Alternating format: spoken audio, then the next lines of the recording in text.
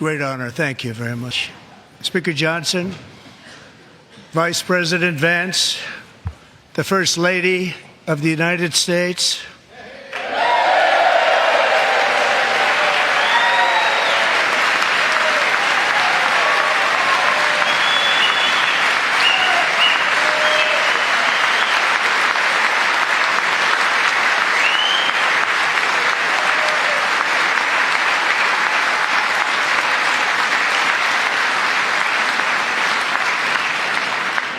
members of the United States Congress, thank you very much. And to my fellow citizens, America is back.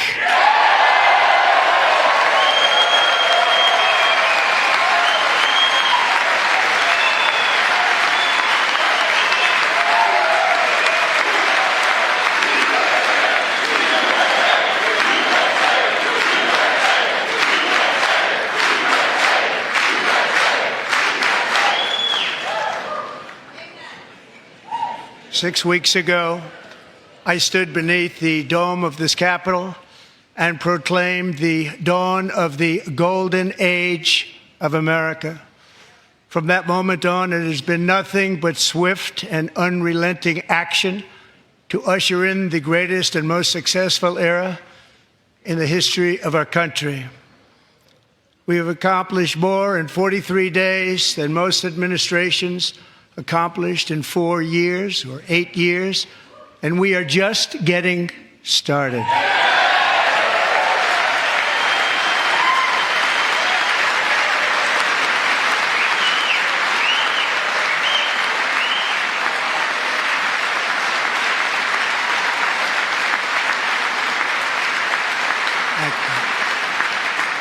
I return to this chamber tonight to report that America's momentum is back, our spirit is back, our pride is back, our confidence is back, and the American dream is surging bigger and better than ever before.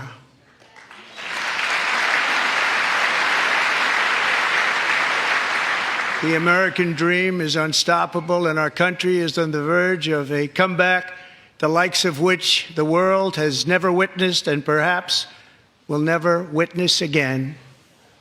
There's never been anything like it. The presidential election of November 5th was a mandate like has not been seen in many decades. We won all 7 swing states, giving us an electoral college victory of 312 votes.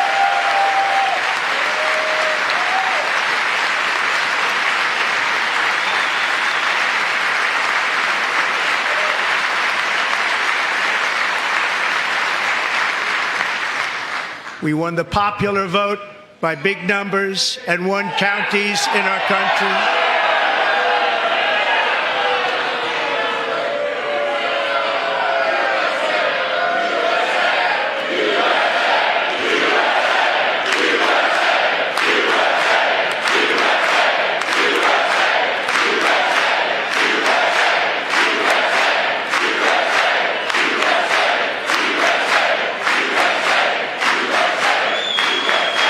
And won counties in our country, 2,700 to 525, on a map that reads almost completely red for Republican.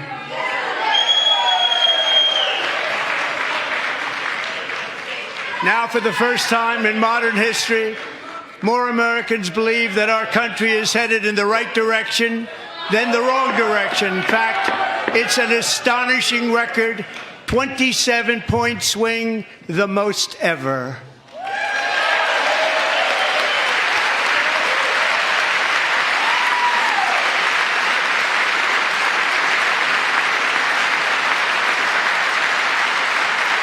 Likewise, small business optimism saw its single largest one-month gain ever recorded, a 41-point jump.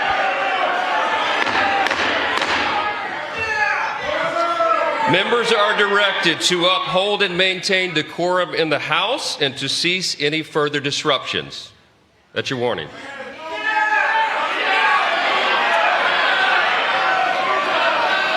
Members are engaging in willful and continuing breach of decorum, and the chair is prepared to direct the Sergeant-at-Arms to restore order to the joint session.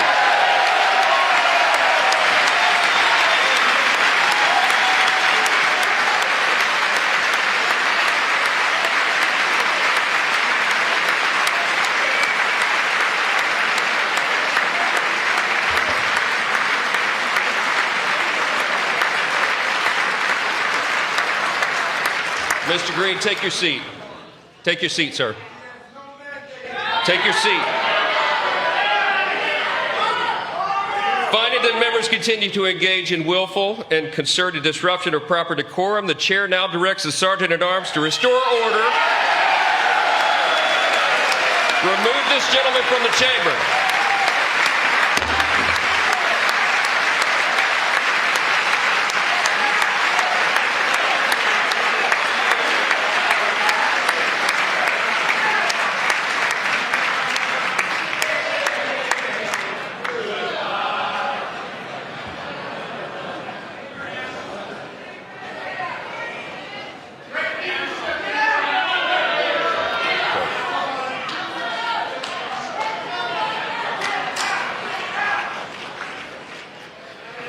Members are directed to uphold and maintain decorum in the House. Mr. President, you continue. Thank you. Over the past 6 weeks, I have signed nearly 100 executive orders and taken more than 400 executive actions, a record to restore common sense, safety, optimism, and wealth all across our wonderful land. The people elected me to do the job, and I'm doing it.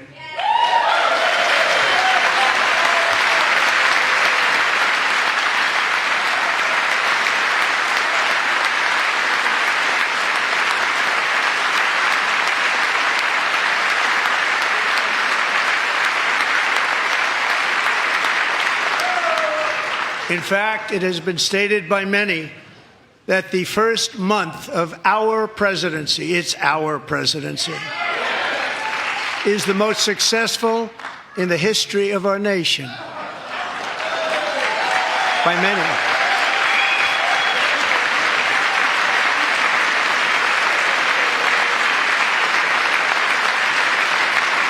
And what makes it even more impressive is that, do you know who number 2 is? George Washington. How about that? How about that? I don't know about that list, but we'll take it. Within hours of taking the oath of office, I declared a national emergency on our southern border, and I deployed the U.S. military and Border Patrol to repel the invasion of our country. And what a job they've done. As a result, illegal border crossings last month were by far the lowest ever recorded, ever.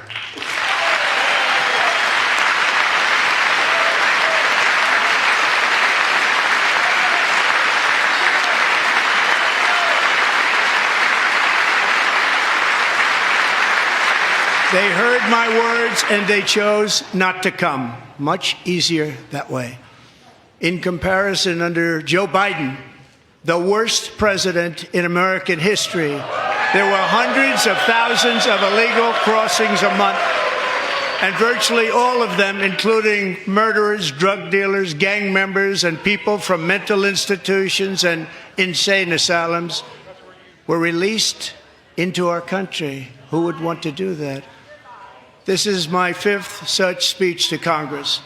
And once again, I look at the Democrats in front of me, and I realize there is absolutely nothing I can say to make them happy or to make them stand or smile or applaud. Nothing I can do. I could find a cure to the most devastating disease, a disease that would wipe out entire nations, or announce the answers to the greatest economy in history, or the stoppage of crime to the lowest levels ever recorded. And these people sitting right here will not clap, will not stand, and certainly will not cheer for these astronomical achievements. They won't do it, no matter what. Five times I've been up here. It's very sad, and it just shouldn't be this way.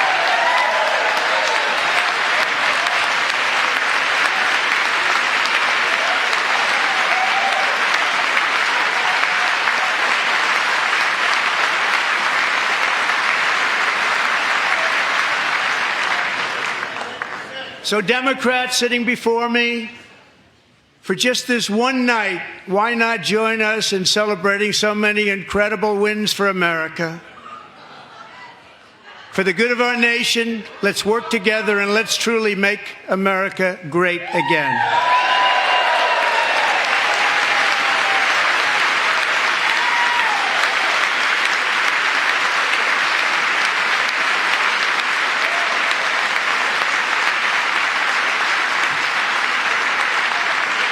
Every day, my administration is fighting to deliver the change America needs to bring a future that America deserves, and we're doing it.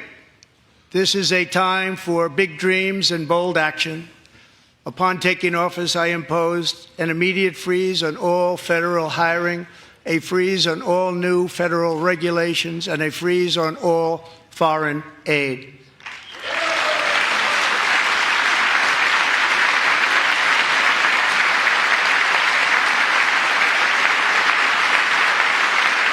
I terminated the ridiculous Green New Scam. I withdrew from the unfair Paris Climate Accord, which was costing us trillions of dollars that other countries were not paying. I withdrew from the corrupt World Health Organization.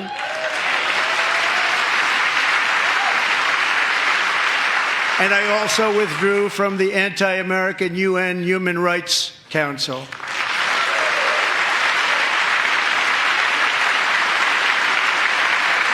We ended all of Biden's environmental restrictions that were making our country far less safe and totally unaffordable.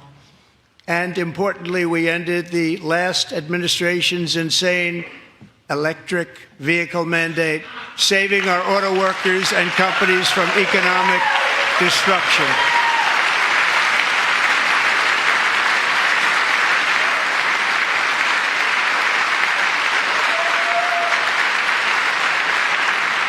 To unshackle our economy, I have directed that for every one new regulation, 10 old regulations must be eliminated, just like I did in my very successful first term.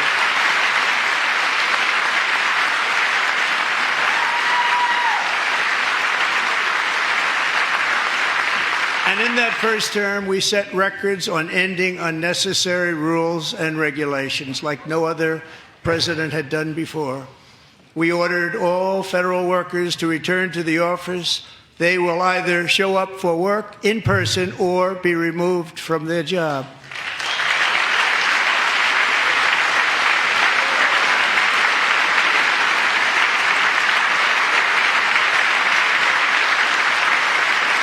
And we have ended weaponized government where, as an example, a sitting president is allowed to viciously prosecute his political opponent, like me. How did that work out? Not too good. Not too good.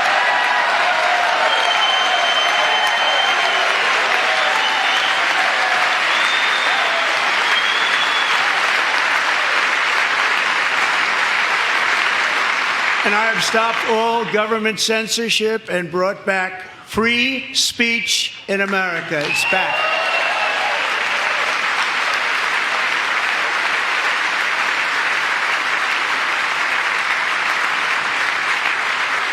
And 2 days ago, I signed an order making English the official language of the United States of America.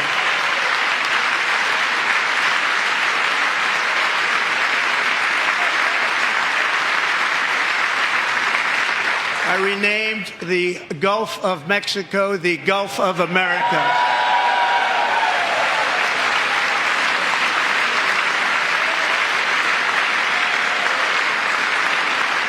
And likewise, I renamed, for a great president, William McKinley, Mount McKinley again. Beautiful Alaska. We love Alaska. We've ended the tyranny of so-called diversity, equity, and inclusion policies all across the entire federal government and indeed the private sector and our military.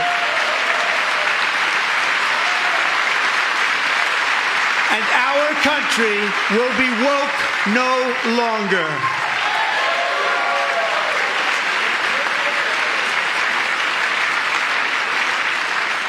We believe that whether you are a doctor, an accountant, a lawyer, or an air traffic controller, you should be hired and promoted based on skill and competence, not race or gender. Very important.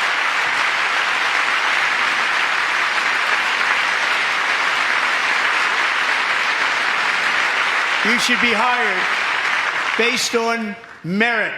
And the Supreme Court, in a brave and very powerful decision, has allowed us to do so. Thank you. Thank you very much. Thank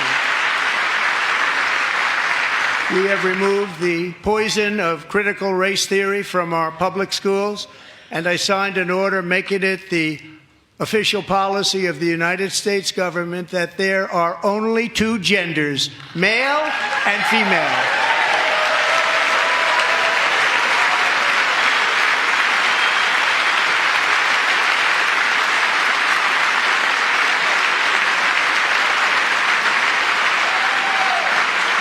I also signed an executive order to ban men from playing in women's sports.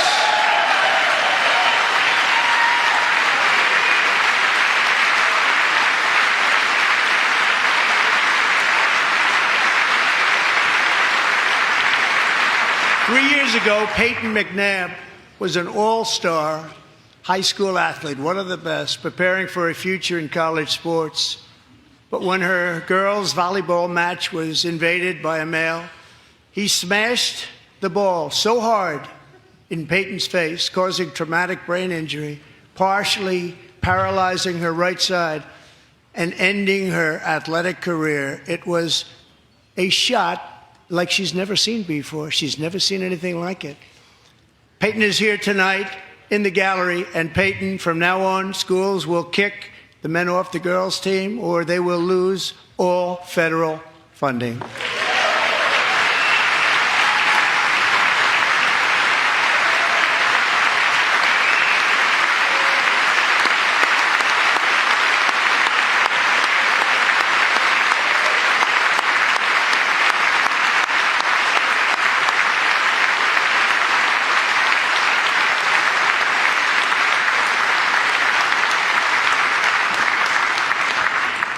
And if you really want to see numbers, just take a look at what happened in the women's boxing, weightlifting, track and field, swimming, or cycling, where a male recently finished a long-distance race 5 hours and 14 minutes ahead of a woman for a new record by 5 hours.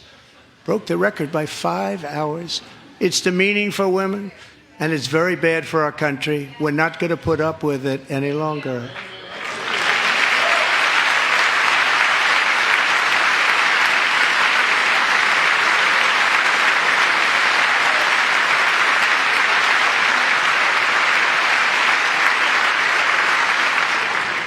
What I have just described is only a small fraction of the common sense revolution that is now, because of us, sweeping the entire world. Common sense has become a common theme, and we will never go back. Never. Never going to let that happen. Among my very highest priorities is to rescue our economy and get dramatic and immediate relief to working families. As you know, we inherited from the last administration an economic catastrophe and an inflation nightmare. Their policies drove up energy prices, pushed up grocery costs, and drove the necessities of life out of reach for millions and millions of Americans. They've never had anything like it. We suffered the worst inflation in 48 years, but perhaps even in the history of our country. They're not sure. As president, I'm fighting every day to reverse this damage and make America affordable again.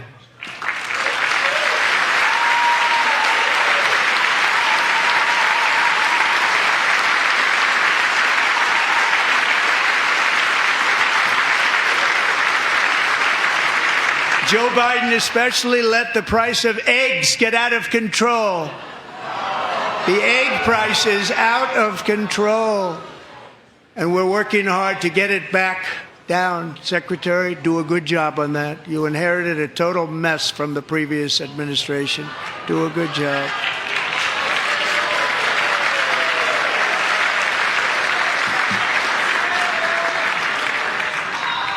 A major focus of our fight to defeat inflation is rapidly reducing the cost of energy. The previous administration cut the number of new oil and gas leases by 95%, slowed pipeline construction to a halt, and closed more than 100 power plants. We are opening up many of those power plants right now.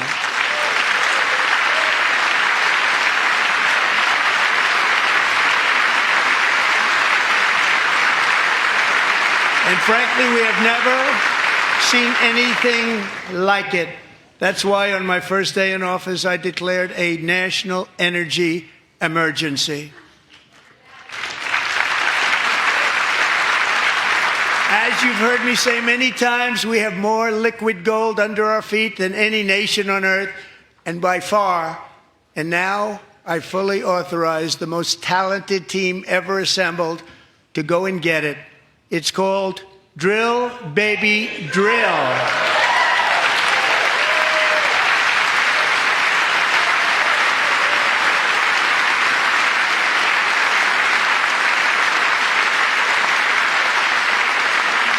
My administration is also working on a gigantic natural gas pipeline in Alaska, among the largest in the world, where Japan, South Korea, and other nations want to be our partner with investments of trillions of dollars each. There's never been anything like that one. It will be truly spectacular. It's all set to go. The permitting is gotten.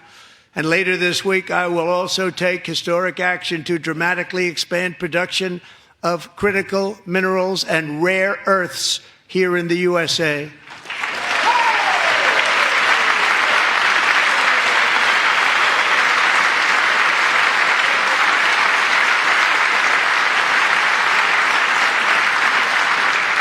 To further combat inflation, we will not only be reducing the cost of energy, but will be ending the flagrant waste of taxpayer dollars.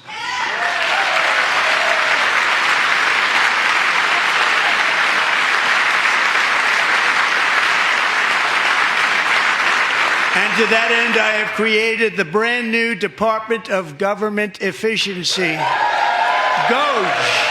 Perhaps you've heard of it. Perhaps.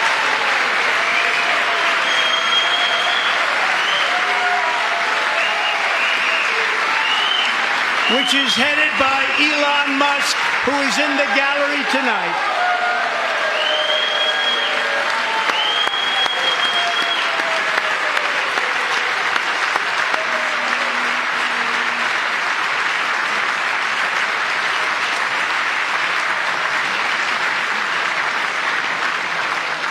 Thank you, Elon. He's working very hard. He didn't need this. He didn't need this. Thank you very much. We appreciate it. Everybody here, even this side, appreciates it, I believe. They just don't want to admit that. Just listen to some of the appalling waste we have already identified. $22 billion from HHS to provide free housing and cars for illegal aliens. $45 million for diversity, equity, and inclusion scholarships in Burma. $40 million to improve the social and economic inclusion of sedentary migrants. Nobody knows what that is. $8 million to promote LGBTQI+ in the African nation of Lesotho, which nobody has ever heard of.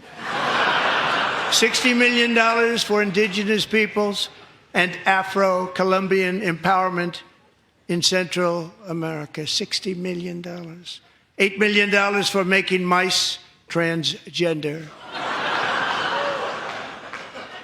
This is real.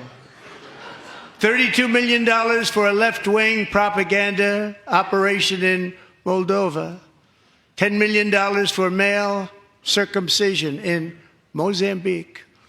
$20 million for the Arab Sesame Street in the Middle East. It's a program, $20 million for a program. $1.9 billion to recently created Decarbonization of Homes Committee, headed up, and we know she's involved. Just at the last moment, the money was passed over by a woman named Stacey Abrams. Have you ever heard of her?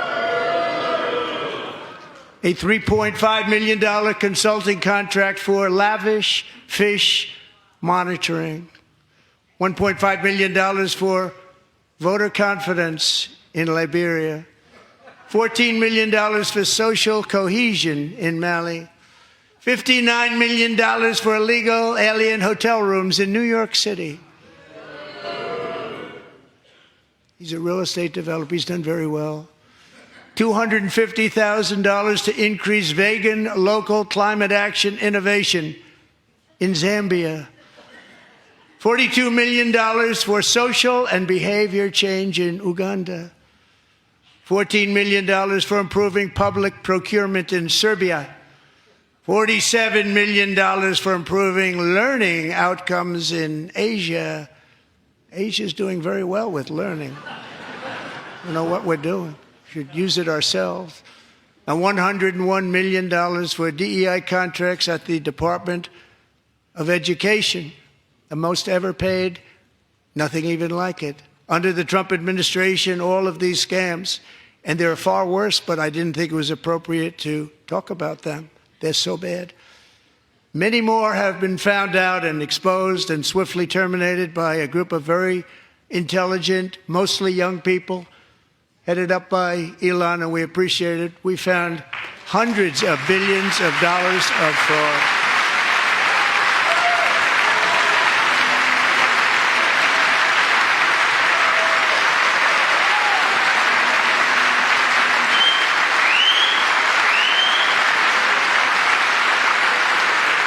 And we've taken back the money and reduced our debt to fight inflation and other things.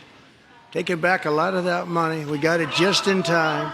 This is just the beginning.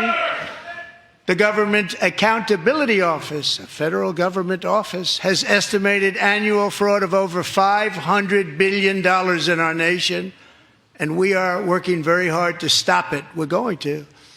We're also identifying shocking levels of incompetence and probable fraud in the Social Security program for our seniors, and that our seniors and people that we love rely on. Believe it or not, government databases list 4.7 million Social Security members from people aged 100 to 109 years old. It lists 3.6 million people from ages 110 to 119. I don't know any of them. I know some people that are rather elderly, but not quite that elderly. 3.47 million people from ages 120 to 129. 3.9 million people from ages 130 to 139. 3.5 million people from ages 140 to 149. And money is being paid to many of them, and we're searching right now. In fact, Pam, good luck. Good luck. You're going to find it. But a lot of money is paid out to people because it just keeps getting paid, and nobody does, and it really hurts Social Security and hurts our country. 1.3 million people from ages 150 to 159, and over 130,000 people, according to the Social Security databases, are age over 160 years old. We have a healthier country than I thought, Bobby.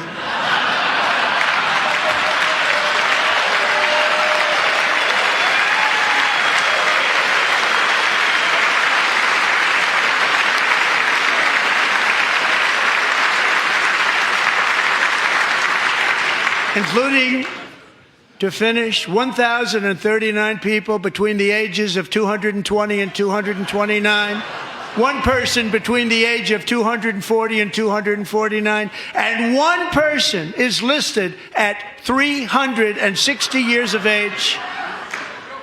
More than 100 years, more than 100 years older than our country. But we're going to find out where that money's going, and it's not going to be pretty. By slashing all of the fraud, waste, and theft we can find, we will defeat inflation, bring down mortgage rates, lower car payments and grocery prices, protect our seniors, and put more money in the pockets of American families.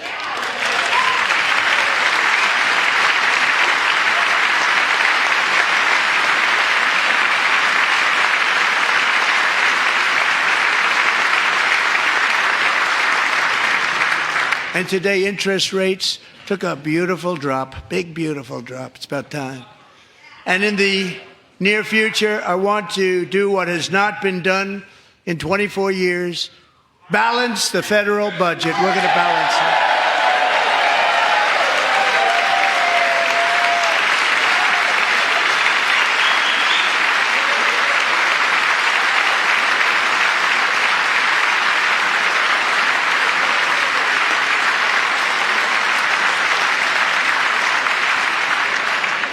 With that goal in mind, we have developed in great detail what we are calling the Gold Card, which goes on sale very, very soon.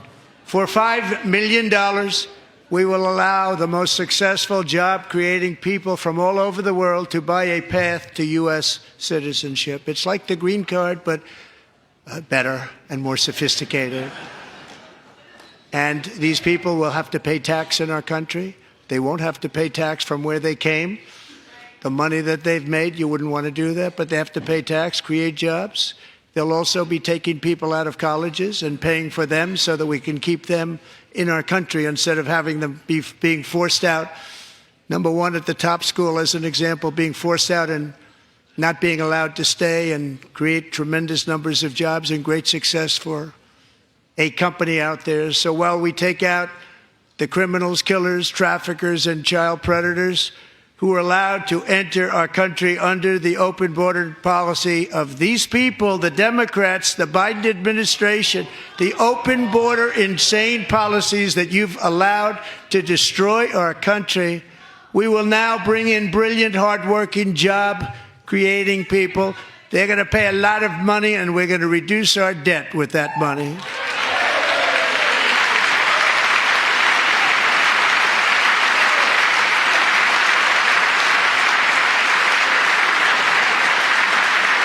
Americans have given us a mandate for bold and profound change.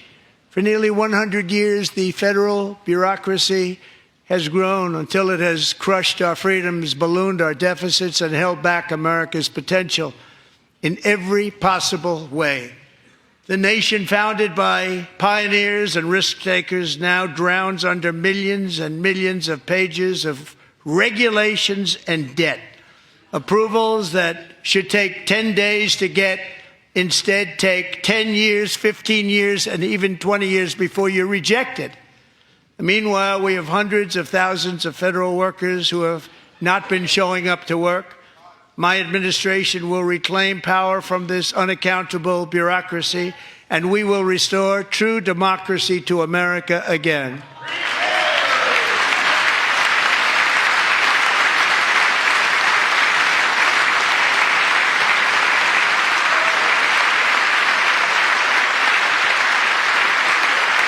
And any federal bureaucrat who resists this change will be removed from office immediately.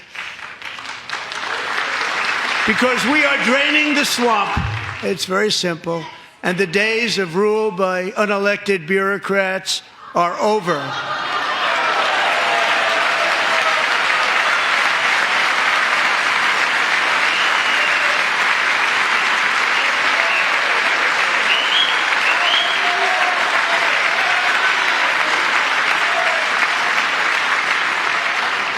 And the next phase of our plan to deliver the greatest economy in history is for this Congress to pass tax cuts for everybody. They're in there. They're waiting for you to vote.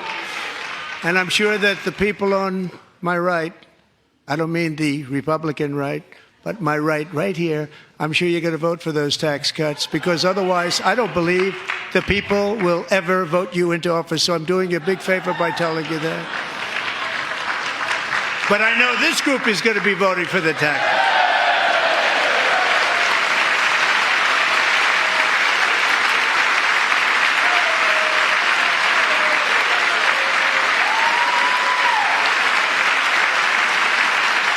Thank you. It's a very, very big part of our plan. We had tremendous success in our first term with it. A very big part of our plan. We're seeking permanent income tax cuts all across the board. And to get urgently needed relief to Americans hit especially hard by inflation, I'm calling for no tax on tips, no tax on overtime, and no tax on Social Security benefits for our great seniors.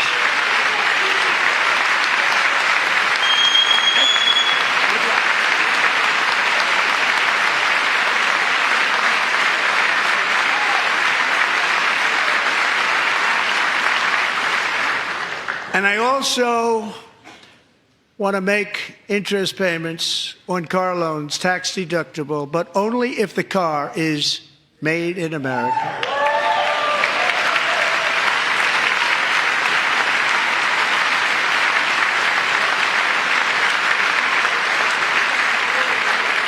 And by the way, we're going to have growth in the auto industry like nobody's ever seen. Plants are opening up all over the place. Deals are being made.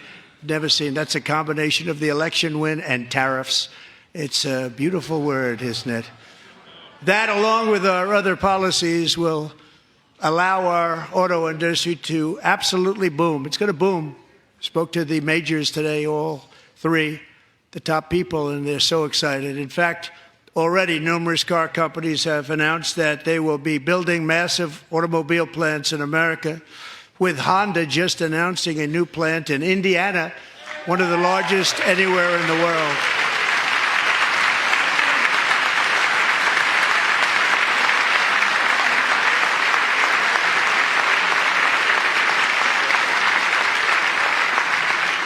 And this has taken place since our great victory on November 5th, a date which will hopefully go down as one of the most important in the history of our country.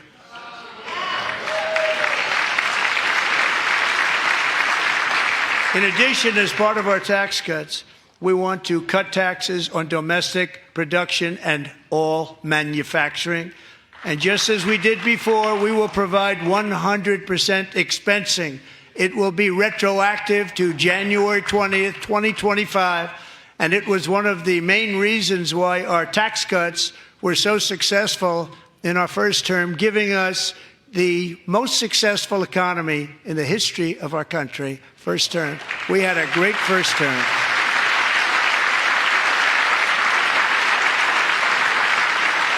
If you don't make your product in America, however, under the Trump administration, you will pay a tariff, and in some cases, a rather large one.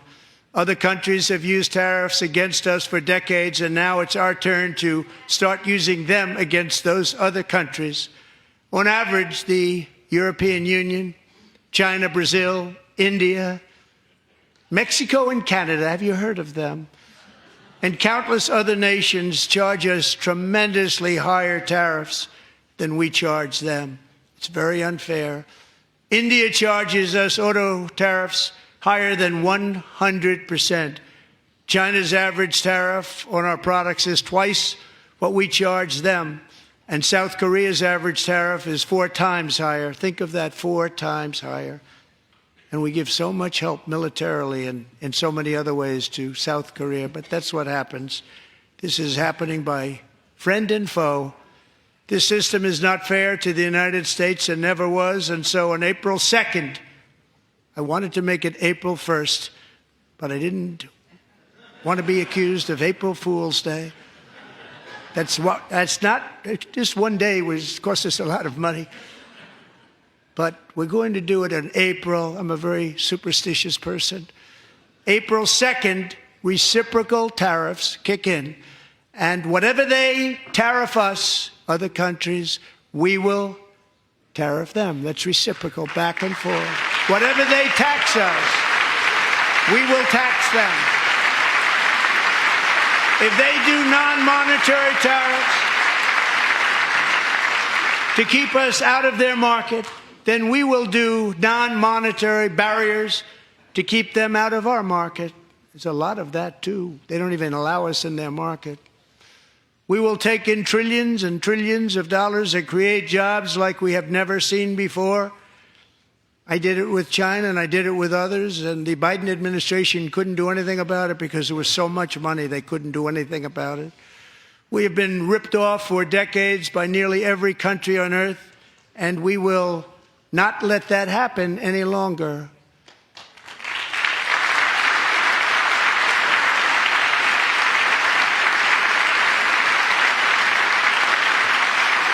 Much has been said over the last 3 months about Mexico and Canada, but we have very large deficits with both of them. But even more importantly, they've allowed fentanyl to come into our country at levels never seen before, killing hundreds of thousands of our citizens and many very young, beautiful people, destroying families. Nobody's ever seen anything like it. They are, in effect, receiving subsidies of hundreds of billions of dollars. We pay subsidies to Canada and to Mexico of hundreds of billions of dollars, and the United States will not be doing that any longer. We're not going to do it any longer.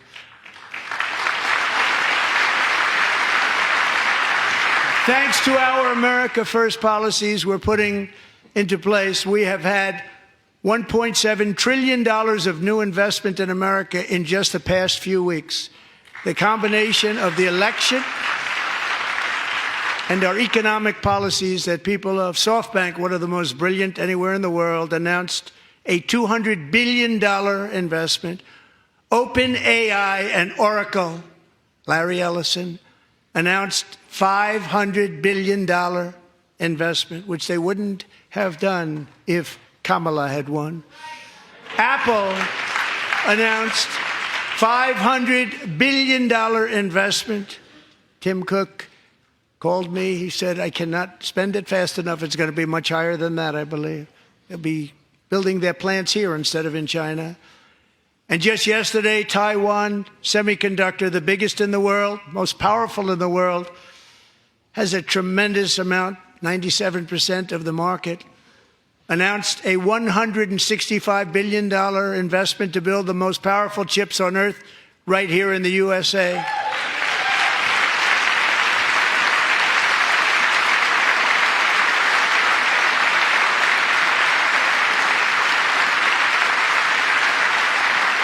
And we're not giving them any money. Your CHIPS Act is a horrible, horrible thing. We give hundreds of billions of dollars, and it doesn't mean a thing. They take our money and they don't spend it. All that meant to them, we're giving them no money. All that was important to them was they didn't want to pay the tariffs, so they came and they're building, and many other companies are coming. We don't have to give them money. We just want to protect our businesses and our people. And they will come because they won't have to pay tariffs if they build in America. So it's very amazing. You should get rid of the CHIP Act, and whatever's left over, Mr. Speaker, you should use it to reduce debt or any other reason you want to.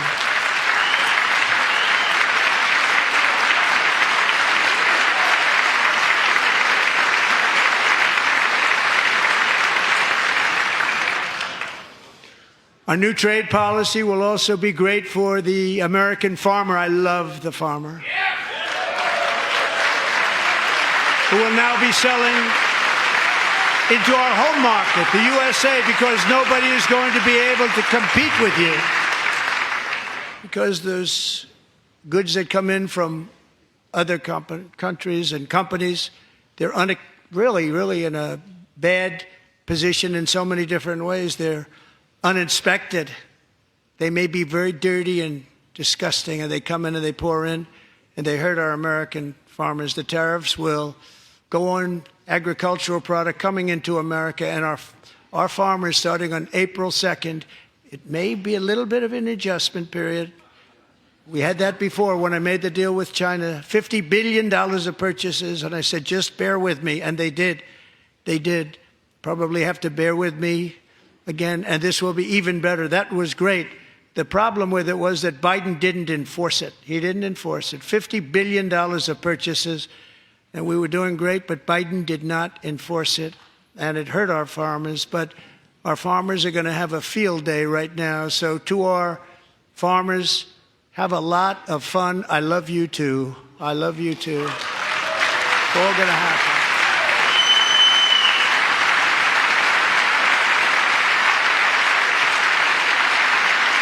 And I have also imposed a 25% tariff on foreign aluminum, copper, lumber, and steel, because if we don't have, as an example, steel and lots of other things, we don't have a military, and frankly, we just won't have a country very long.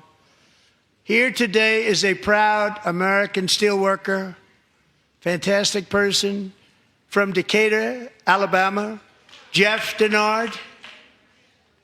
Has been working at the same steel plant for 27 years in a job that has allowed him to serve as the captain of his local volunteer fire department, raise 7 children with his beautiful wife, Nicole, and over the years provide a loving home for more than 40 foster children. So great, Jeff.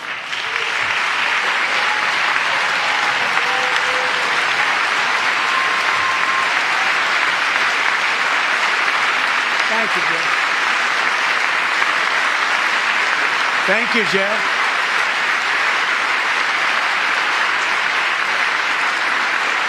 Stories like Jeff's remind us that tariffs are not just about protecting American jobs.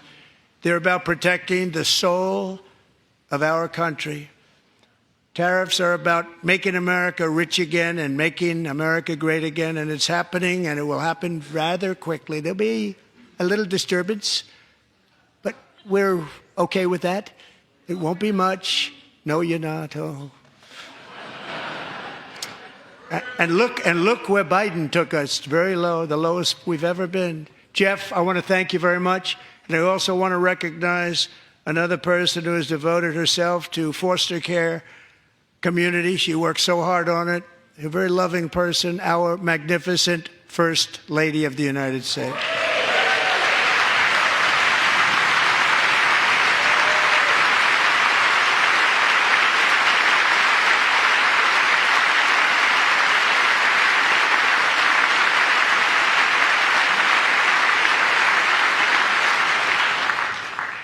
Melania's work has yielded incredible results, helping prepare our nation's future leaders as they enter the workforce.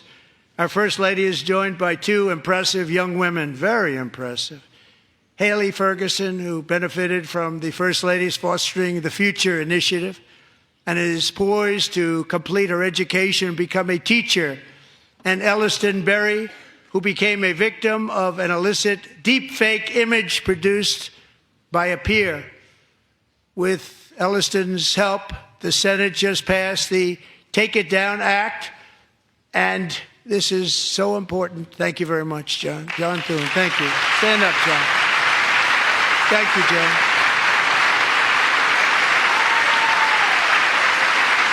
Thank you all very much.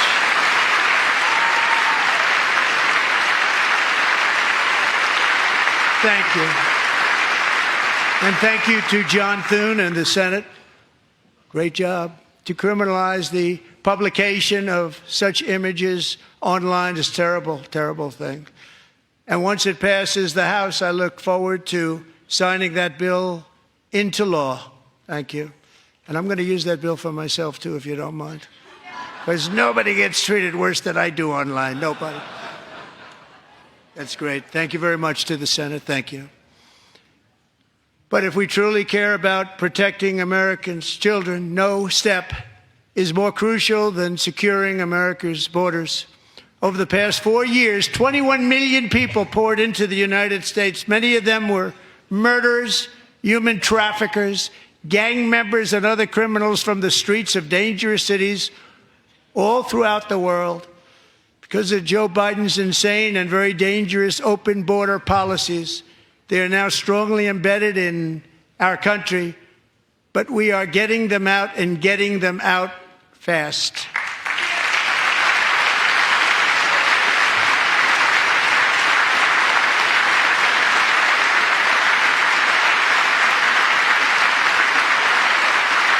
And I want to thank Tom Homan and Christy. I want to thank you and Paul of Border Patrol.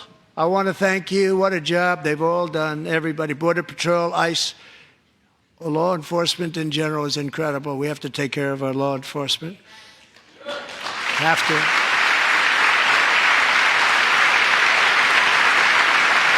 Last year,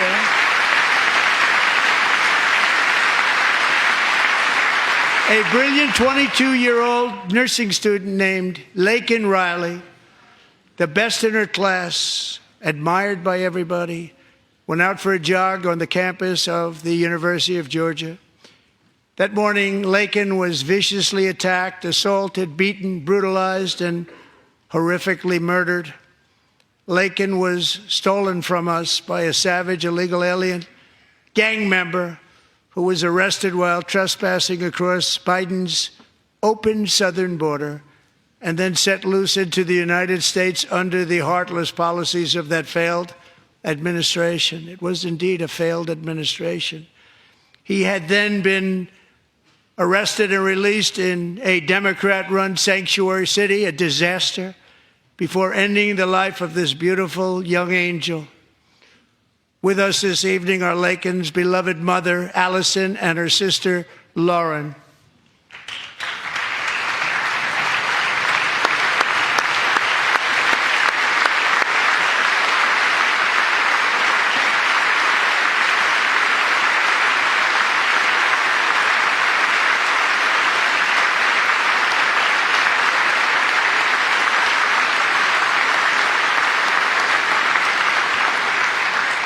Last year, I told Laken's grieving parents that we would ensure their daughter would not have died in vain. That's why the very first bill I signed into law as your 47th president mandates the detention of all dangerous criminal aliens who threaten public safety. It's a very strong, powerful act.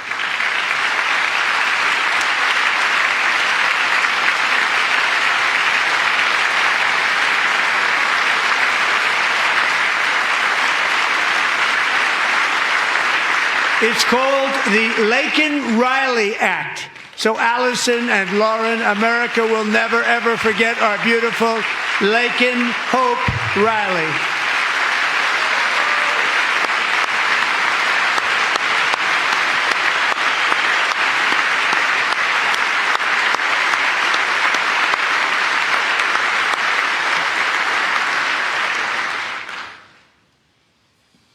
Thank you very much. Since taking office, my administration has launched the most sweeping border and immigration crackdown in American history, and we quickly achieved the lowest numbers of illegal border crossers ever recorded. Thank you.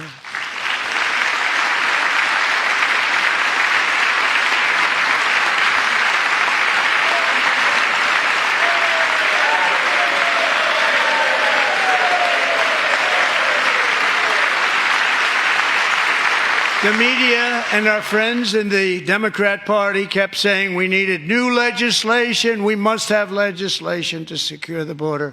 But it turned out that all we really needed was a new president.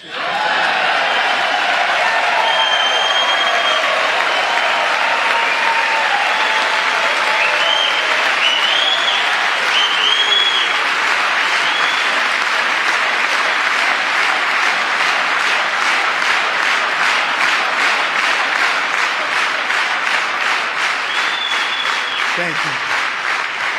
Joe Biden didn't just open our borders, he flew illegal aliens over them to overwhelm our schools, hospitals, and communities throughout the country.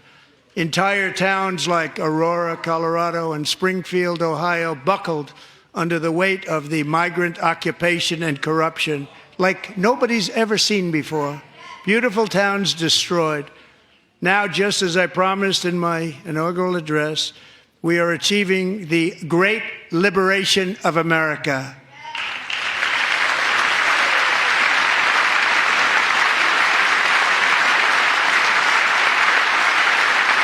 But there still is much work to be done. Here tonight is a woman I have gotten to know Alexis Nungary from Houston.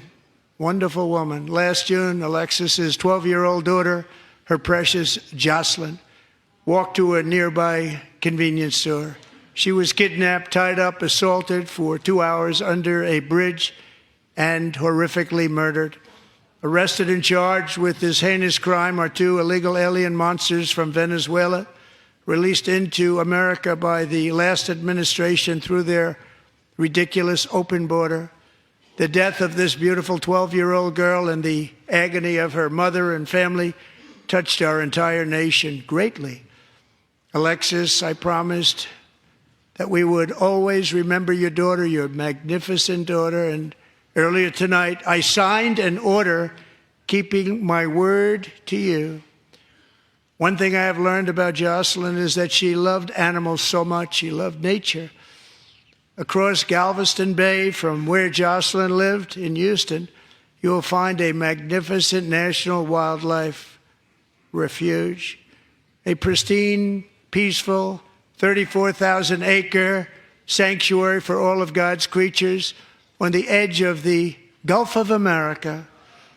Alexis, moments ago, I formally renamed that refuge in loving memory of your beautiful daughter, Jocelyn.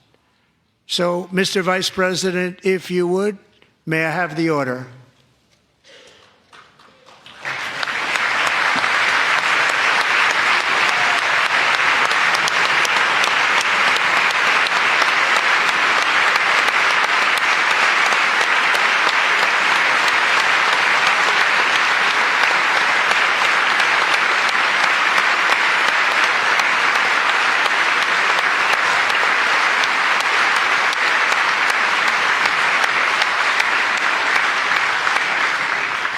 Thank you very much.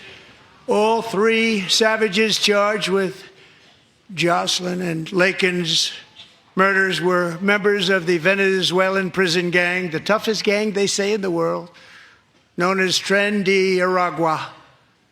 2 weeks ago, I officially designated this gang, along with MS-13 and the bloodthirsty Mexican drug cartels, as foreign terrorist organizations.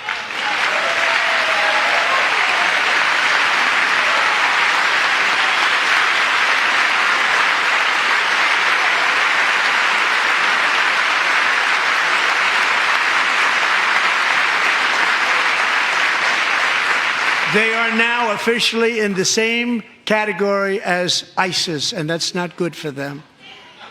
Countless thousands of these terrorists were welcomed into the U.S. by the Biden administration.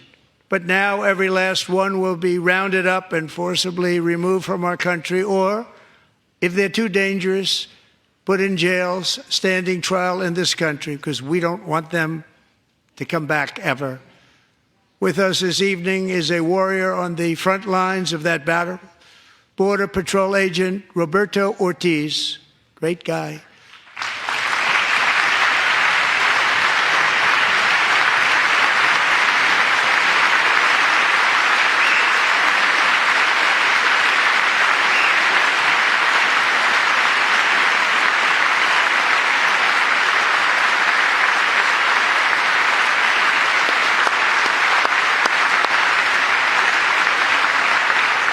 In January, Roberto and another agent were patrolling by the Rio Grande near an area known as Cartel Island. Doesn't sound too nice to me.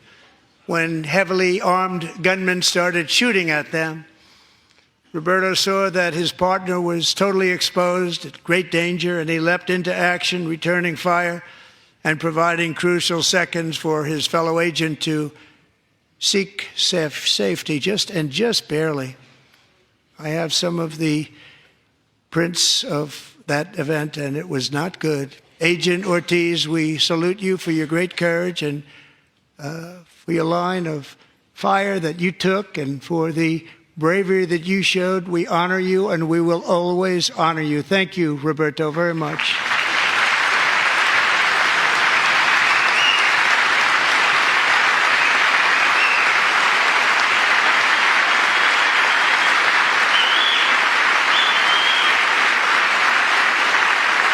Thank Thank you, Roberta. And I actually got to know him on my many calls to the border. He's a great, great gentleman. The territory to the immediate south of our border is now dominated entirely by criminal cartels that murder, rape, torture, and exercise total control. They have total control over a whole nation, posing a grave threat to our national security. The cartels are waging war in America, and it's time for America to wage war on the cartels, which we are doing.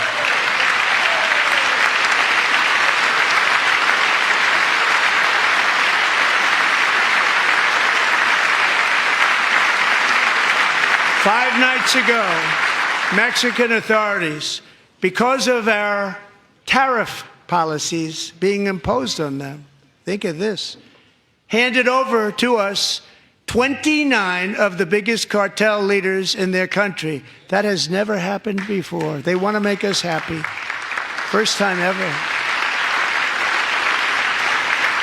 But we need Mexico and Canada to do much more than they've done, and they have to stop the fentanyl and drugs pouring into the USA. They're going to stop it. I have sent Congress a detailed funding request laying out exactly how we will eliminate these threats to protect our homeland and complete the largest deportation operation in American history, larger even than current record holder President Dwight D. Eisenhower, a moderate man, but someone who believed very strongly in borders. Americans expect Congress to send me this funding without delay so I can sign it into law. So, Mr. Speaker, John Thune, both of you, I hope you're going to be able to do that, Mr. Speaker. Thank you. Mr. Leader, thank you. Thank you very much. And let's get it to me. I'll sign it so fast, you won't even believe it.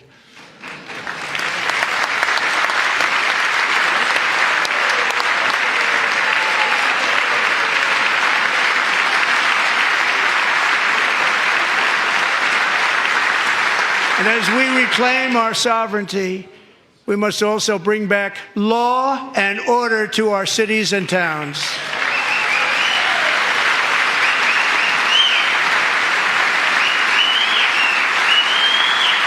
In recent years, our justice system has been turned upside down by radical left lunatics. Many jurisdictions virtually ceased enforcing the law against dangerous repeat offenders while weaponizing law enforcement against political opponents like me. My administration has acted swiftly and decisively to restore fair, equal, and impartial justice under the constitutional rule of law, starting at the FBI and the DOJ. Pam, good luck. Cash, wherever you may be, good luck. Good luck. Pam Bondi. Good luck. So important. Going to do a great job. Cash, thank you. Thank you, Cash.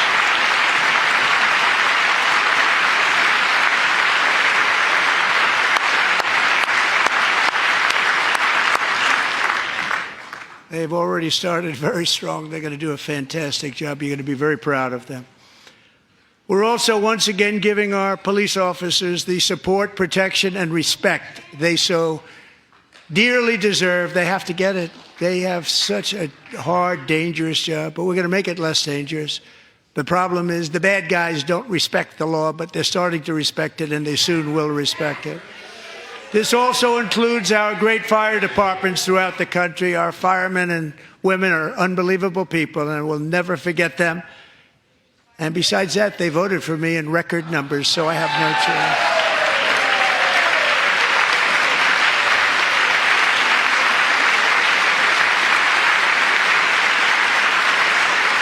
One year ago this month, 31-year-old New York police officer Jonathan Diller, unbelievably wonderful person and a great officer, was gunned down at a traffic stop on Long Island. I went to his funeral. The vicious criminal charged with his murder had 21 prior arrests, and they were rough arrests, too. He was a real bad one.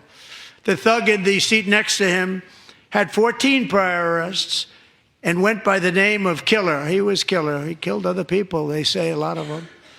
I attended Officer Diller's service, and when I met his wife and one-year-old son, Ryan, it was very inspirational, actually. His widow's name is Stephanie, and she is here tonight. Stephanie, thank you very much, Stephanie. Thank you very much.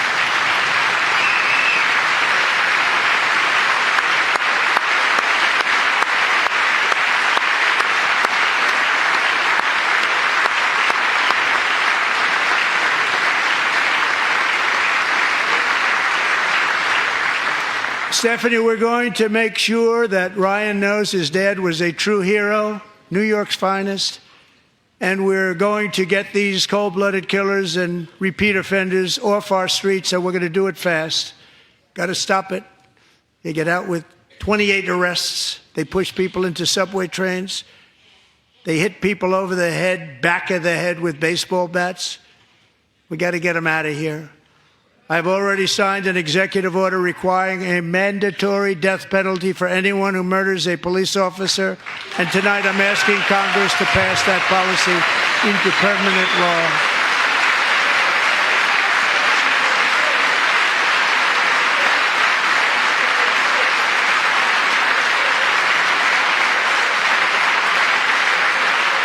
I'm also asking for a new crime bill getting tough on repeat offenders while enhancing protections for America's police officers so they can do their jobs without fear of their lives being totally destroyed. They don't want to be killed.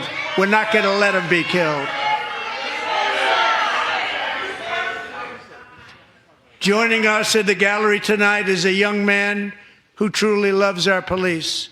His name is DJ Daniel. He is 13 years old, and he has always dreamed of becoming a police officer.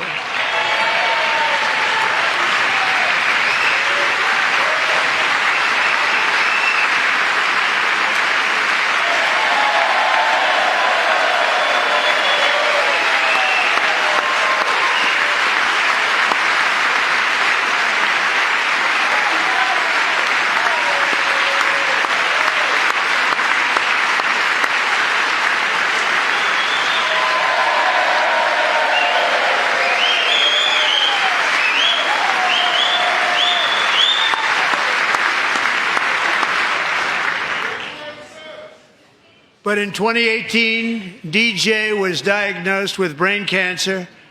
The doctors gave him 5 months at most to live. That was more than 6 years ago.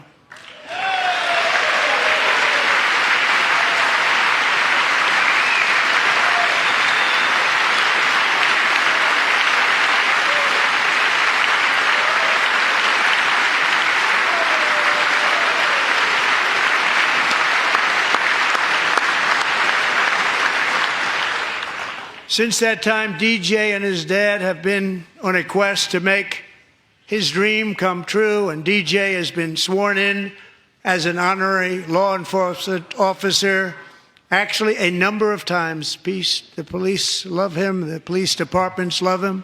And tonight, DJ, we're going to do you the biggest honor of them all.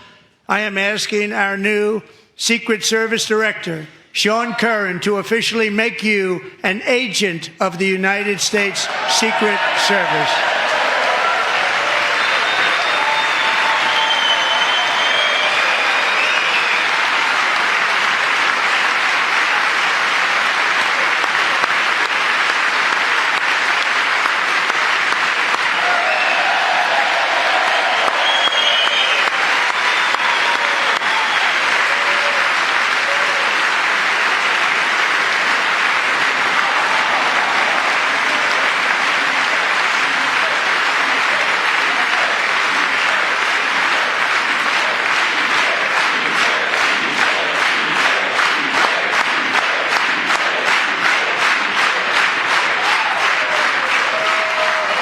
Thank you, DJ. DJ's doctors believe his cancer likely came from a chemical he was exposed to when he was younger. Since 1975, rates of child cancer have increased by more than 40%. Reversing this trend is one of the top priorities for our new presidential commission to make America healthy again, chaired by our new Secretary of Health and Human Services, Robert F. Kennedy, Jr.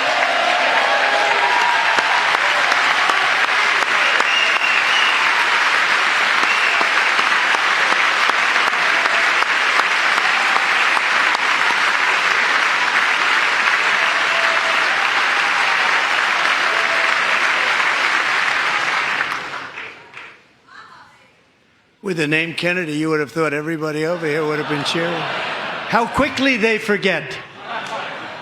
Our goal is to get toxins out of our environment, poisons out of our food supply, and keep our children healthy and strong. As an example, not long ago, and you can't even believe these numbers, 1 in 10,000 children had autism, 1 in 10,000.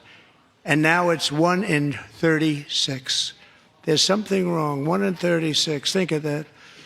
So we're going to find out what it is, and there's nobody better than Bobby and all of the people that are working with you. You have the best to figure out what is going on. Okay, Bobby? Good luck. It's a very important job. Thank you.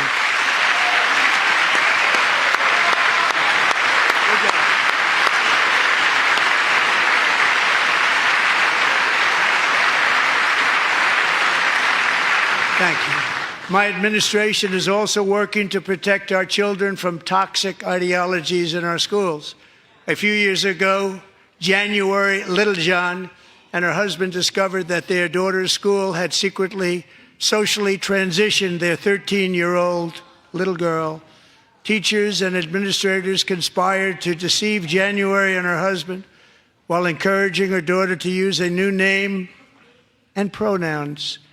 They, them pronoun, actually, all without telling January, who is here tonight and is now a courageous advocate against this form of child abuse. January, thank you.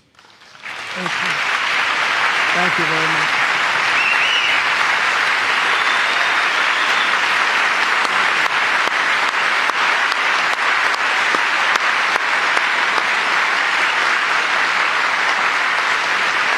Thank you.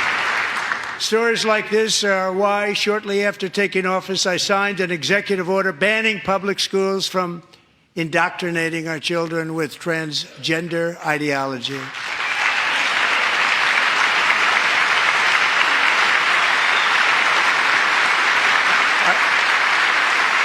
I also signed an order to cut off all taxpayer funding to any institution that engages in the sexual mutilation of our youth.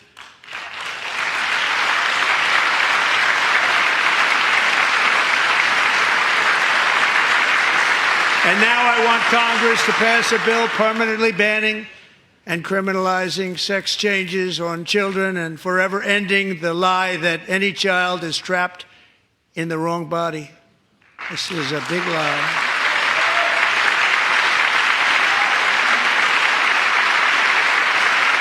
And our message to every child in America is that you are perfect exactly the way God made you.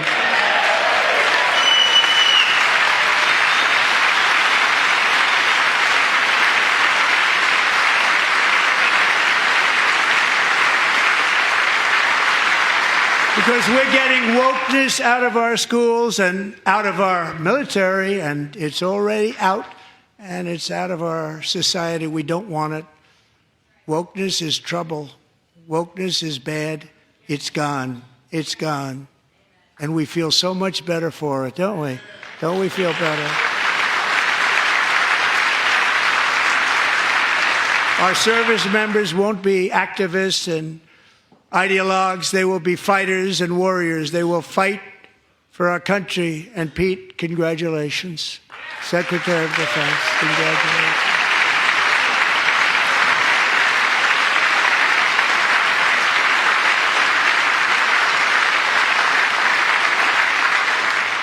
And he's not big into the woke movement, I can tell you. I know him well. I am pleased to report that in January, the U.S. Army had its single best recruiting month in 15 years, and that all armed services are having among the best recruiting results ever in the history of our services. What a difference.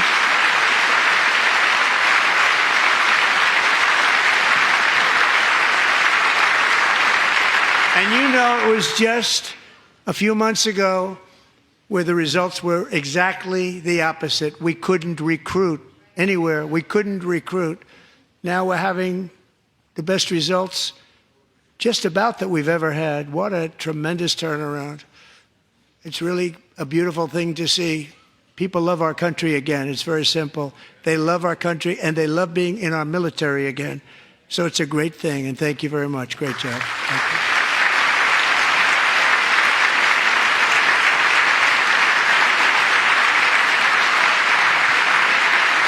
We're joined tonight by a young man, Jason Hartley, who knows the weight of that call of duty. Jason's father, grandfather, and great-grandfather all wore the uniform. Jason tragically lost his dad, who was also a Los Angeles County Sheriff's deputy when he was just a boy, and now he wants to carry on the family legacy of service. Jason is a senior in high school, a six-letter varsity athlete, a really good athlete, they say, a brilliant student with a 4.46, that's good, GPA. And his greatest dream is to attend the U.S.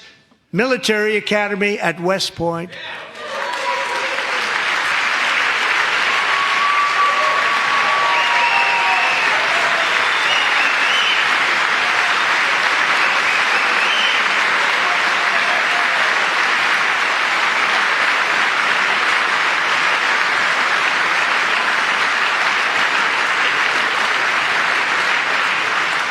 And Jason, that's a very big deal getting in. That's a hard one to get into. But I'm pleased to inform you that your application has been accepted. You will soon be joining the Corps of Cadets.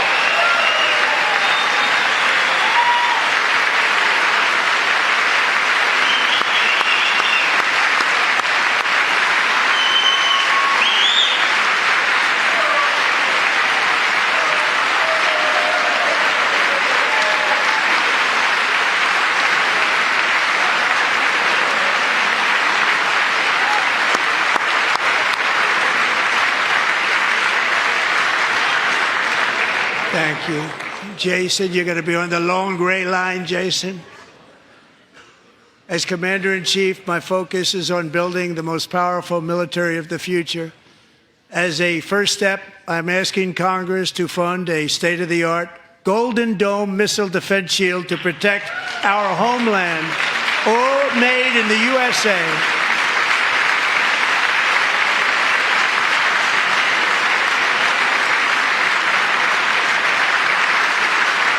And Ronald Reagan wanted to do it long ago, but the technology just wasn't there, not even close. But now we have the technology. It's incredible, actually. And other places, they have it. Israel has it. Other places have it. And the United States should have it too, right, Tim, right? They should have it too. So I want to thank you. But it's a very, very important. This is a very dangerous world. We should have it. We want to be protected, and we're going to protect our citizens like never before. To boost our defense industrial base, we are also going to resurrect the American shipbuilding industry, including commercial shipbuilding and military shipbuilding.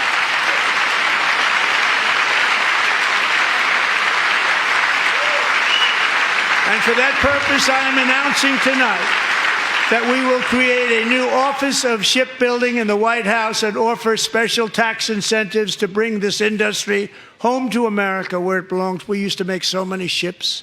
We don't make them anymore very much, but we're going to make them very fast, very soon. It will have a huge impact. To further enhance our national security, my administration will be reclaiming the Panama Canal, and we've already started doing it.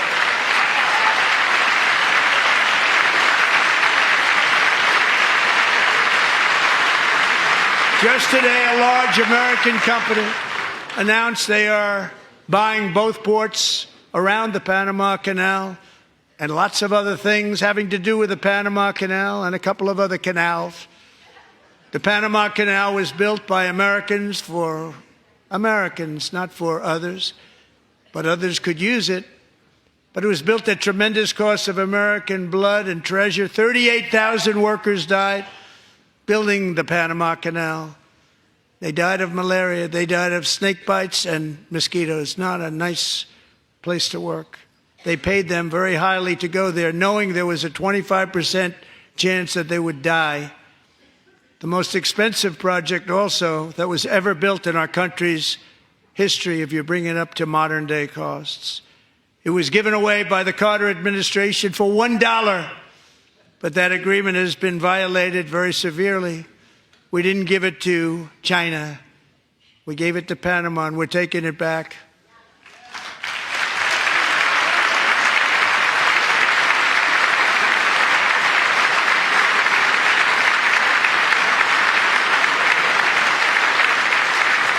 And we have Marco Rubio in charge. Good luck, Marco. Now, we know who to blame if anything goes wrong. Marco's been amazing, and he's going to do a great job. Think of it. He got 100 votes. You know, he was approved with actually 99, but the 100th was this gentleman, and I feel very certain. So let's assume he got 100 votes. And I'm either very, very happy about that or I'm very concerned about it. But he's already proven. I mean, he's a great gentleman. He's respected by everybody, and we appreciate you voting for Marco. He's going to do a fantastic job. Thank you. Thank you. He's doing a great job. Great job. And I also have a message tonight for the incredible people of Greenland. We strongly support your right to determine your own future. And if you choose, we welcome you into the United States of America. We need Greenland for national security and even international security, and we're working with everybody involved to try and get it. But we need it really for international world security. And I think we're going to get it. One way or the other, we're going to get it. We will keep you safe. We will make you rich, and together we will take Greenland to heights like you have never thought possible before. It's a very small population, but very, very large piece of land and very, very important for military security. America is once again standing strong against the forces of radical Islamic terrorism. 3.5 years ago, ISIS terrorists killed 13 American service members and countless others in the Abbey Gate bombing during the disastrous and incompetent withdrawal from Afghanistan. Not that they were withdrawing, it was the way they withdrew. Perhaps the most embarrassing moment in the history of our country. Tonight, I am pleased to announce that we have just apprehended the top terrorist responsible for that atrocity, and he is right now on his way here to face the swift sword of American justice.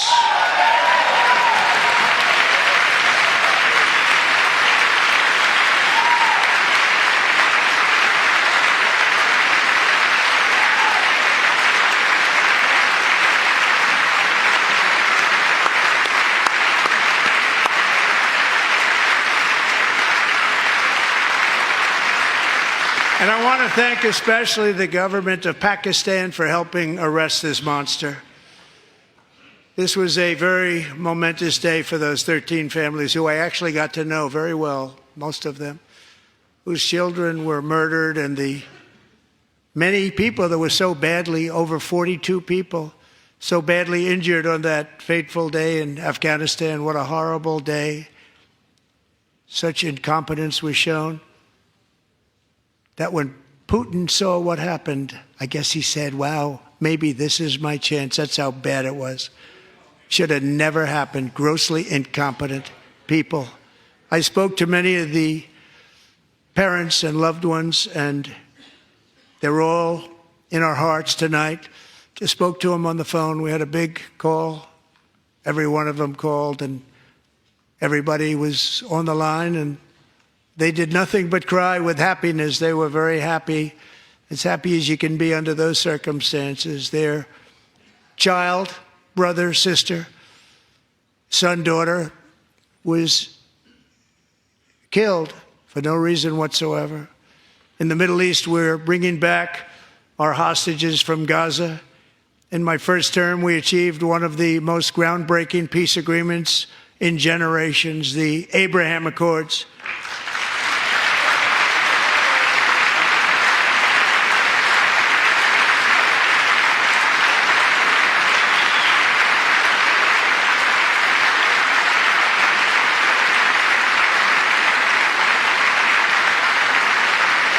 And now we're going to build on that foundation to create a more peaceful and prosperous future for the entire region. A lot of things are happening in the Middle East. People have been talking about that so much lately with everything going on with Ukraine and Russia. But a lot of things are happening in the Middle East. It's a rough neighborhood, actually. I'm also working tirelessly to end the savage conflict in Ukraine. Millions of Ukrainians and Russians have been needlessly killed or wounded in this horrific and brutal conflict with no end in sight. The United States has sent hundreds of billions of dollars to support Ukraine's defense with no security, with no anything.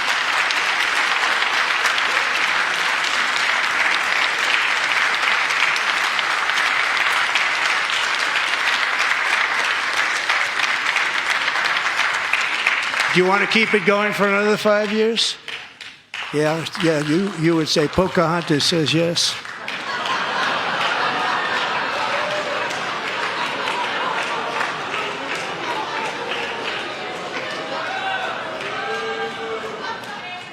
$2,000 people are being killed every single week. More than that. They're Russian young people. They're Ukrainian young people. They're not Americans. But I want it to stop. Meanwhile, Europe has sadly spent more money buying Russian oil and gas than they have spent on defending Ukraine, by far. Think of that. They've spent more buying Russian oil and gas than they have defending. And we've spent perhaps $350 billion, like taking candy from a baby. That's what happened. And they've spent $100 billion. What a difference that is. And we have an ocean separating us, and they don't. But we're getting along very well with them, and lots of good things are happening. Biden has authorized more money in this fight than Europe has spent, by billions and billions of dollars. It's hard to believe that they wouldn't have stopped it and said at some point, come on, let's equalize. You got to be equal to us. But that didn't happen. Earlier today, I received an important letter from President Zelensky of Ukraine. The letter reads, Ukraine is ready to come to the negotiating table as soon as possible to bring lasting peace closer. Nobody wants peace more than the Ukrainians, he said. My team and I stand ready to work under President Trump's strong leadership to get a peace that lasts. We do really value how much America has done to help Ukraine maintain its sovereignty and independence. Regarding the agreement on minerals and security, Ukraine is ready to sign it at any time that is convenient for you. I appreciate that he sent this letter, just got it a little while ago. Simultaneously, we've had serious discussions with Russia and have received strong signals that they are ready for peace. Wouldn't that be beautiful? Wouldn't that be beautiful?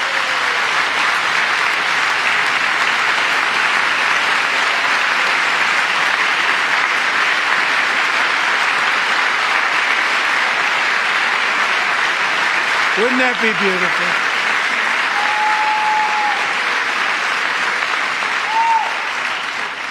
It's time to stop this madness. It's time to halt the killing. It's time to end this senseless war. If you want to end wars, you have to talk to both sides. Nearly 4 years ago, amid rising tensions, a history teacher named Mark Fogel was detained in Russia and sentenced to 14 years in a penal colony. Rough stuff. The previous administration barely lifted a finger to help him. They knew he was innocent, but they had no idea where to begin. But last summer, I promised his 95-year-old mother, Malphine, that we would bring her boy safely back home. After 22 days in office, I did just that, and they are here tonight.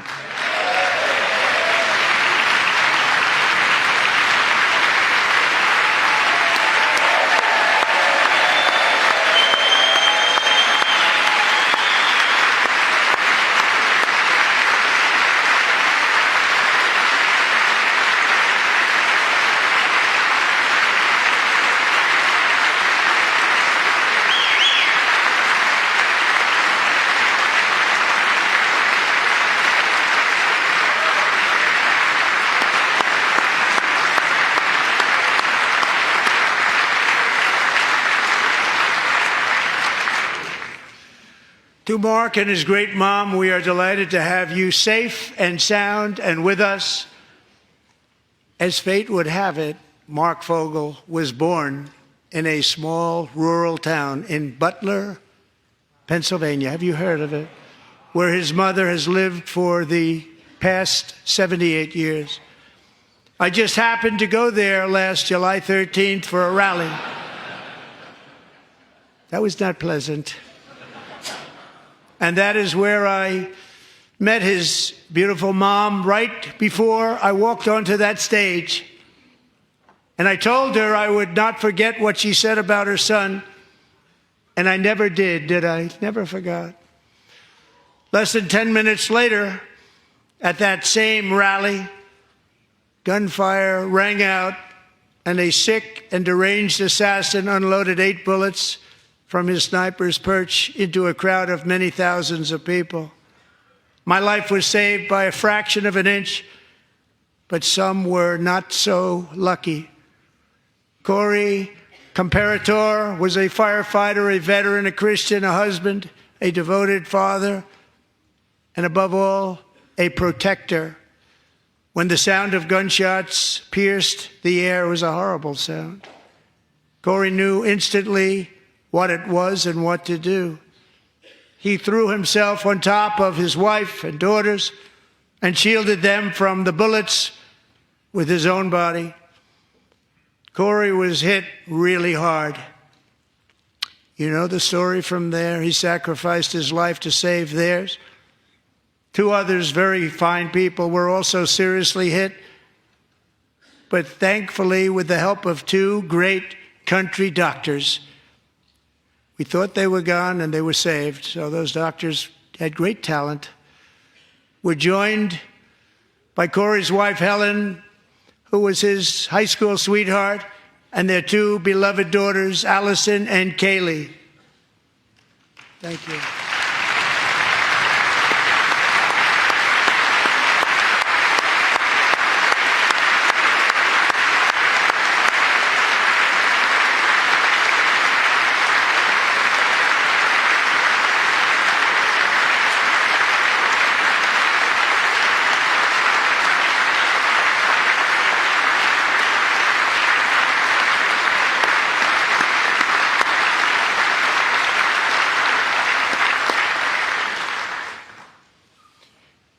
To Helen, Allison, and Kaylee, Corey is looking down on his 3 beautiful ladies right now, and he is cheering you on. He loves you. He is cheering you on. Corey was taken from us much too soon, but his destiny was to leave us all with a shining example of the selfless devotion of a true American patriot. It was love like Corey's that built our country, and it's love like Corey's that is going to make our country more majestic than ever before. I believe that my life was saved that day in Butler for a very good reason. I was saved by God to make America great again. I believe that. Thank you.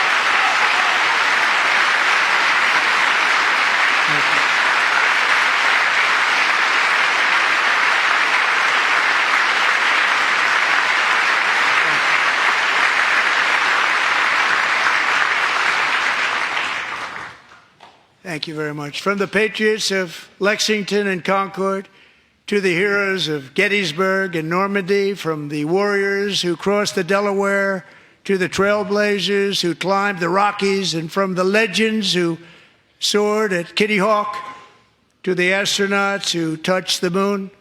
Americans have always been the people who defied all odds, transcended all dangers, made the most extraordinary sacrifices, and did whatever it took to defend our children, our country, and our freedom. And as we have seen in this chamber tonight, that same strength, faith, love, and spirit is still alive and thriving in the hearts of the American people. Despite the best efforts of those who would try to censor us, silence us, break us, destroy us, Americans are today a proud, free, sovereign, and independent nation that will always be free, and we will fight for it till death. We will never let anything happen to our beloved country, because we are a country of doers, dreamers, fighters, and survivors. Our ancestors crossed a vast ocean, strode into the unknown wilderness, and carved their fortunes from the rock and soil of a perilous and very dangerous frontier. They chased our destiny across a boundless continent. They built the railroads, laid the highways, and graced the world with American marvels like the Empire State Building, the mighty Hoover Dam, and the towering Golden Gate Bridge. They lit the world with electricity, broke free of the force of gravity, fired up the engines of American industry, vanquished the communists, fascists, and Marxists all over the world, and gave us countless modern wonders sculptured out of iron, glass, and steel. We stand on the shoulders of these pioneers who won and built the modern age, these workers who poured their sweat into the skylines of our cities, these warriors who shed their blood on fields of battle and gave everything they had for our rights and for our freedom. Now it is our time to take up the righteous cause of American liberty, and it is our turn to take America's destiny into our own hands and begin the most thrilling days in the history of our country. This will be our greatest era. With God's help, over the next 4 years, we are going to lead this nation even higher, and we are going to forge the freest, most advanced, most dynamic, and most dominant civilization ever to exist on the face of this earth. We are going to create the highest quality of life, build the safest and wealthiest and healthiest and most vital communities anywhere in the world. We are going to conquer the vast frontiers of science, and we are going to lead humanity into space and plant the American flag on the planet Mars and even far beyond.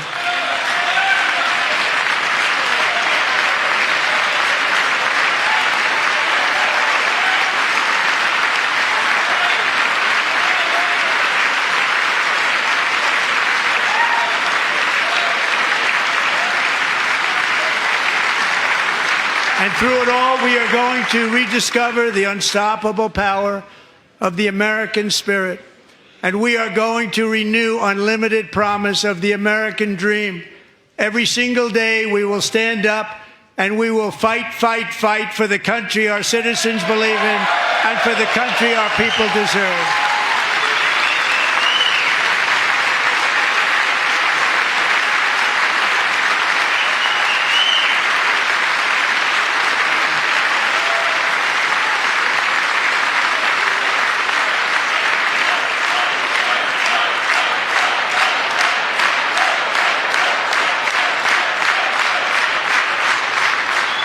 My fellow Americans, get ready for an incredible future, because the golden age of America has only just begun.